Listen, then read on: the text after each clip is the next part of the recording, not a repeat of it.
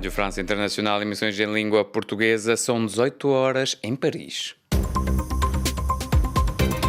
Marco Martins.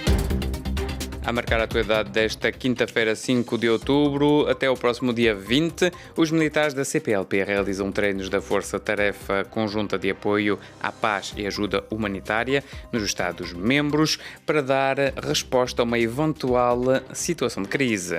Esta quinta-feira, o Japão lançou a segunda fase do processo de despejo da água da central nuclear de Fukushima, destruída em 2011 por um tsunami. Cerca de 50 dirigentes da comunidade política europeia estão reunidos em Granada, no sul de Espanha, para evocar nomeadamente a questão da Ucrânia. Estes e outros títulos a desenvolver já a seguir no bloco informativo sob o comando técnico de Dusko Sekulic. O jornal começa agora. RFI. Começamos com a atualidade na África lusófona. Até ao próximo dia 20, os militares da CPLP realizam treinos da Força-Tarefa Conjunta de Apoio à Paz e Ajuda Humanitária nos Estados-membros para dar resposta a uma eventual situação de crise. O exercício desenvolve-se num cenário fictício da Força-Tarefa Conjunta das Forças Armadas, da CPLP, Felino 2023, com finalidade de treinar a organização, planeamento, comando e controle da operação de apoio à paz e ajuda humanitária para dar resposta à situação de crise sob a egide das Nações Unidas. Mais pormenores com o nosso correspondente, Aliou Candé.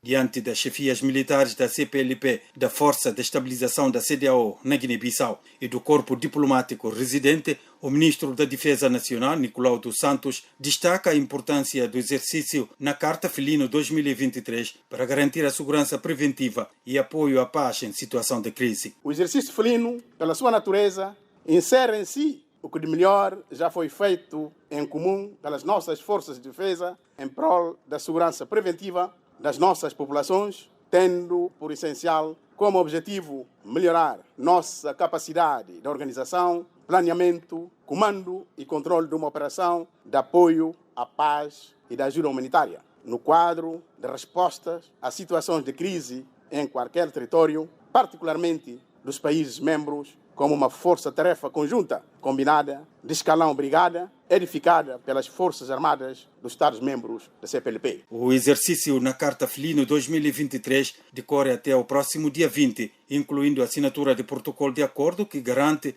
a efetiva realização da última etapa, o exercício militar em novembro no Centro de Instrução Militar de Cumeré, na República da Guiné-Bissau. De Bissau para a RFI, Aliou Candé.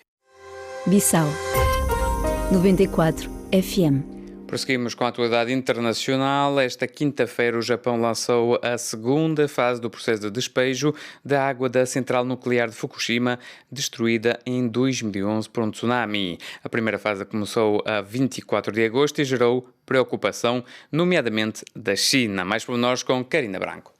Nesta segunda fase vão ser despejados no mar 7.800 metros cúbicos de água provenientes de Fukushima. Foi também desta central nuclear, destruída por um terremoto e um tsunami em 2011, que foram lançados para o mar outros 7.800 metros cúbicos de água na primeira fase da operação, iniciada a 24 de agosto e concluída a 11 de setembro. Até ao final de março do próximo ano, há mais 3 operações planificadas e, no total, até 2050 está previsto o despejo no Oceano Pacífico de 1,3 milhões de metros cúbicos de água de Fukushima, o equivalente a 540 piscinas olímpicas. O processo é supervisionado pela Agência Internacional de Energia Atómica e o governo japonês insiste que a água não representa riscos para a saúde porque foi tratada. Mas em agosto a China criticou o plano de Tóquio, que chamou de extremamente egoísta e irresponsável, e proibiu a importação de produtos marinhos do Japão. A ONG Greenpeace também acusou as autoridades nipónicas de minimizarem os riscos de radiação. A operadora nipónica diz que a água foi tratada para eliminar elementos radioativos, com exceção do trítio, que permanece em níveis considerados seguros. Cerca de 50 dirigentes da comunidade política europeia estão reunidos em Granada, no sul de Espanha, para evocar nomeadamente a questão da Ucrânia, numa altura em que pairam dúvidas sobre a possibilidade de os Estados Unidos continuarem a apoiar Kiev, depois de um acordo orçamental obtido in extremis há dias em Washington, ter deixado de parte para já a ajuda à Ucrânia. Mais pormenores com Liliana Henriques. As incertezas sobre a continuação da ajuda do país que mais armas fornece a Kiev está no centro das atenções na Cimeira de Granada.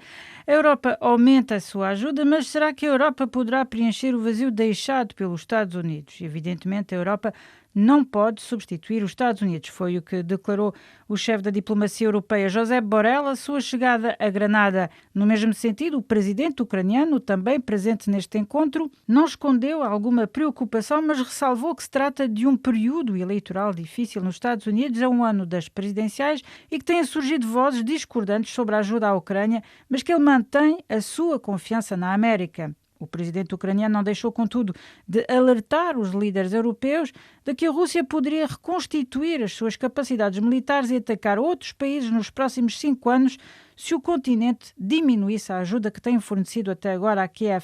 Igualmente, em cima da mesa está a reforma da política migratória da Europa, um dossiê bloqueado desde 2020 e sobre o qual a Itália, um dos principais pontos de chegada de migrantes, tem reclamado avanços. Na quarta-feira, Bruxelas anunciou um consenso sobre um texto-chave desta reforma que deverá ainda ser submetido aos dirigentes dos 27 em Granada. Mas a 10 dias das legislativas na Polónia, o executivo ultraconservador daquele país disse desde já que recusa um diktat de Bruxelas e Berlim nesta matéria. O escritor norueguês Jon Fosse ganhou o Prémio Nobel de Literatura hoje pelas suas peças de teatro e prosa inovadoras que dão voz ao indizível, anunciou a Academia Sueca. Mais pormenores com Lijange. As peças de Jon Fosse são das mais encenadas na Europa. O escritor norueguês recebeu esta quinta-feira o Prémio Nobel da Literatura. O dramaturgo de 64 anos sucede à autora francesa Annie Ernaux, que ganhou o prémio no ano passado. Ao atribuir o Nobel da Literatura a Jon Fosse, que se torna o quarto autor norueguês a receber este prémio, o júri saudou pela primeira vez um autor fascinado pela linguagem e o seu poder hipnótico e musical, mas também por tudo o que lhe escapa. Estou emocionado e grato, vejo isto como um prémio à literatura que, acima de tudo, pretende ser literatura, sem outras considerações, reagiu Jon Fosse à notícia do Nobel. Segundo a sua editora norueguesa Samlaget, os seus textos foram traduzidos para cerca de 50 línguas e as peças produzidas mais de 1000 vezes. Nascido em setembro de 1959 na Noruega, Jon Fosse é considerado um dos maiores autores da sua geração, com obras traduzidas em mais de 50 línguas. Em Paris, este fim de semana, o Théâtre de la Ville vai estar aberto com uma programação contínua durante 25 horas. Uma das peças de dança chama-se Intro e é da coreógrafa francesa Mélina Boubetra, com música do compositor Patrick de Oliveira. A RFI esteve com ele na Bienal de Dança de Lyon, que terminou a 30 de setembro e onde Patrick de Oliveira assinava a música de 2 espetáculos, nomeadamente Le Grand Bal, da companhia francesa Diptyque. A peça inspira-se numa misteriosa pandemia de dança no século XVI e mostra bailarinos em transe, graças a uma música feita para dançar até à morte. Esta peça conta a vontade dos coreógrafos de transmitir uma mensagem de libertação. Libertação do corpo, mas também da mente. O objetivo principal nesta peça é mesmo tentar atingir um estado um pouco de transe e foi o que eu tentei também fazer com a música, com a criação sonora. Do início até ao fim, os bailarinos nunca param. Até estar com um cansaço muito grande, é um fenómeno do grupo e da entreajuda. E o objetivo é mesmo isso, é dançar até ao fim, até não poder mais. E é uma metáfora da vida. Dançar até morrer. Sim. O espetáculo é também um concerto coreografado. Como é que descreve a música que compôs? E eu tentei neste espetáculo pôr tudo que eu gosto. Quer dizer, melodias, ritmo, passar de energia mais techno, mais eletrónica com passagens musicais mais tradicionais, com instrumentos mais tradicionais, e foi mesmo isto. Eu tentei mesmo fazer como uma viagem sonora que passa por várias paisagens. Era Patrick de Oliveira, entrevistado por Karina Branco. Estamos a chegar ao fim deste jornal. A informação continua na internet na página rfi.fr/pt.